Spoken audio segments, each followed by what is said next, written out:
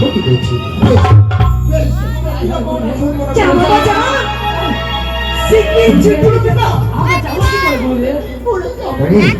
তোদের না যোগ শিখে আর যোগ বলে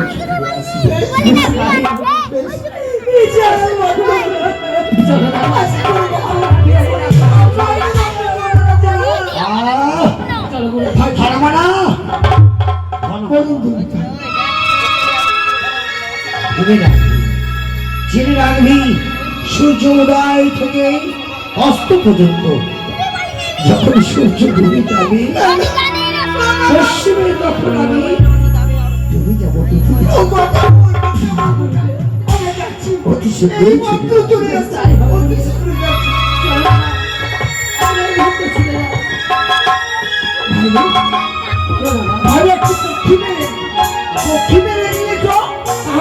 চিন্তা অসুবিধা হবে না।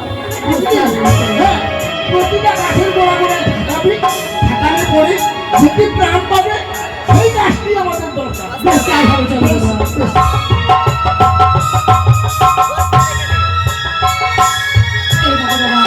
এই গাছে থাকাচ্ছে রাস্তা হচ্ছে দাদা,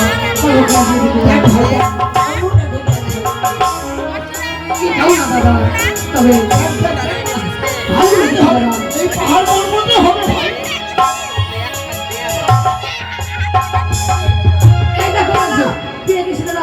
চলো আমাদের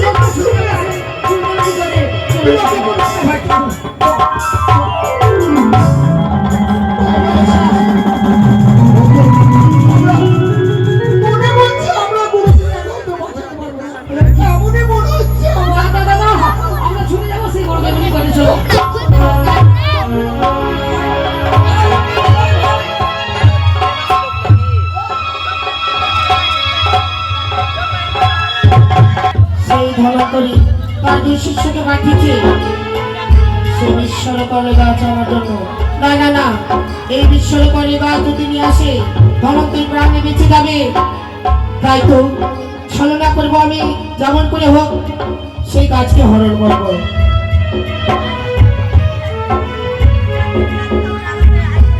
ধনা মনা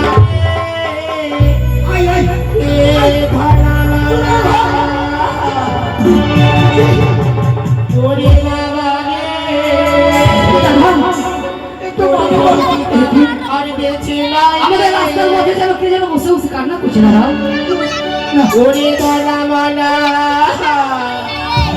বলো দাদা, কিন্তু আমাদের বুড়ো মায়ের কান্নার স্বর।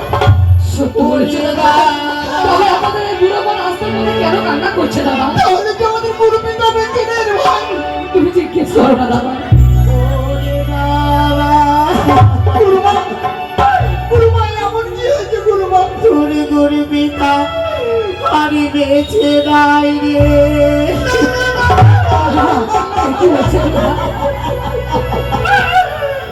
আমি বিশ্বাস করি না বুড়ো মা, মিথ্যে কথা বলছি দাদা। আমাদের গুরু পিতা আমাদের ছেড়ে দিতে পারে না। এই কথা সত্য বাবা, সত্য। তোর গুরু পিতা আমি বেঁচে না, এমন করে আমাদের ছেড়ে চলে গেল। আমাদের গুরুদেব মারা গেছে কি করে জানতে পারলো দাদা? শোন বাবা, যে গাছ তোরা নিয়ে যাচ্ছি সেই গাছ নিয়ে কোনো লাভ হবে না। কেন? এই গাছকে যতবার আমি দেখবো তোর গুরু পিতার কথা বারবার মনে পড়বে। তাই করবো গুরুমা, ওই গাছকে ফেলে দে। চল শ্মশানের পথে এগিয়ে চল, তোর গুরু পিতাকে নিয়ে চলে চলে।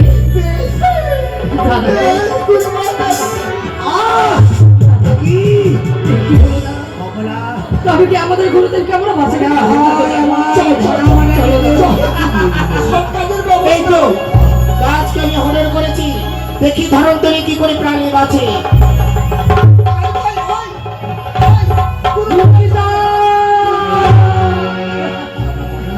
আপনি বেঁচে আছেন গুরু পিতা? আমি বেঁচে আপনি ছড়ানগরের রাস্তায় আমাদের সঙ্গে দেখা করে বললেন না যে তোর গুরু পিতা বেঁচে নেই? তোর মানে আমার কাছে কোথাও যায়নি। তার গুরুকে ছেড়ে আমি গুরুমা যাইনি বাবা। বৃক্ষ কোথায়? বৃক্ষ আসেনি। গুরুপিতা আমরা বৃক্ষ নিয়ে আসছিলাম, তারপর গুরু মায়ের রূপ ধরে সে বললো যে তোরা গুরুপিতা বেঁচে সে আমায় বাঁচতে দেবে না বলে যে জায়গায় বৃক্ষ বলেছি সেই জায়গাটি মনে আছে। সেবার থেকে যদি এক মুষ্ট ধুলে করে আনতে পারিস, এক মুষ্ট ধুলে নিয়ে এসে যদি আমার এখানে লাগাতে পারিস, তুই আবার বেঁচে যাবি। বিলম্ব না করো, শুনে যাও। আর বিলম্ব করিস না, চলো, আর বিলম্ব করিস না। একটি সর্বনাশ। তাই তুমি লামড়া করে এই মধ্যে মায়া নদী সৃষ্টি করলাম। ভাই কি দাদা? ভাই এই জায়গাটাতে মায়া নদী হয়ে গেল। বলছে দাদা, এখানে তো কোনো নদী ছিল না, কোনো নদী ছিল না ভাই। কি করে হয়ে গেল নদী? গুরুপিতাকে বাঁচাতে পারবো না ভাই রে। আমাদের দু ভাইয়ের এই জগতে কেউ নেই গুরুপিতা ছাড়া রে। চোখ আর কোনো পথ নেই গুরুপিতার কাছে। গুরুপিতা মনে পেয়েছিস? ধরে আপনি আমরা কথা রক্ষা করতে পারলাম না গুরুপিতা। তাহলে আমরা ওখানে গেছিলাম সত্য, তারপর সেই জায়গাটি ছিল শুকনো, আর সেই জায়গাটি দেখতে পাচ্ছি একটা মায়া নদী। ওটি মায়া নদী নয়, ওটি আমার ভবসুন্দর।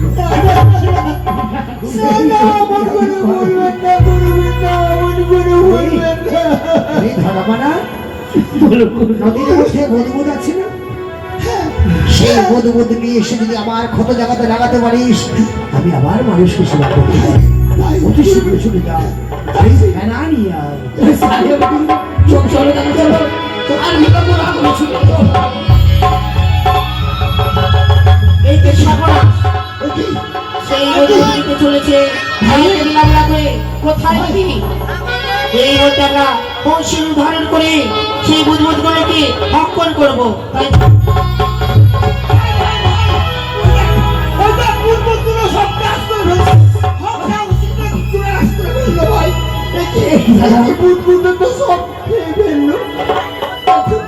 আর কি উপায় আছে?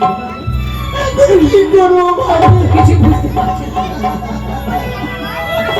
গুরুপিতার কাছে কি বলবো বল? কি বলে সবটা বলবো বল? আর কোনো উপায় নেই, চল।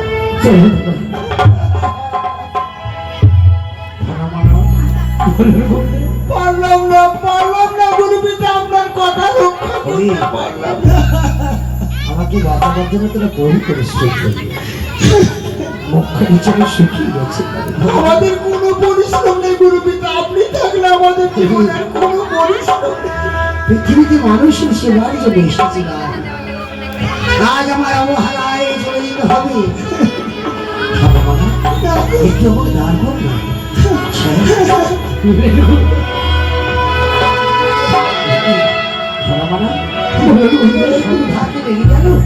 না, এখনো বাকি আছে। আমার চোখের সম্মুখটি যেন অন্ধকার হয়ে গেল।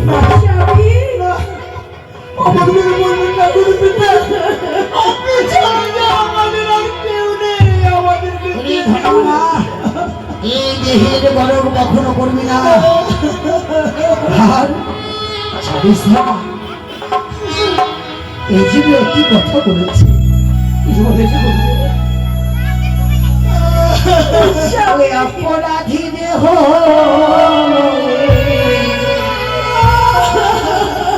অপরাধী দেহ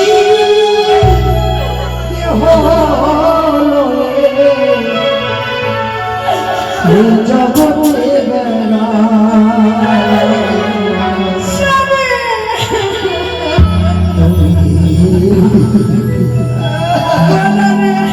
সংসারে আপন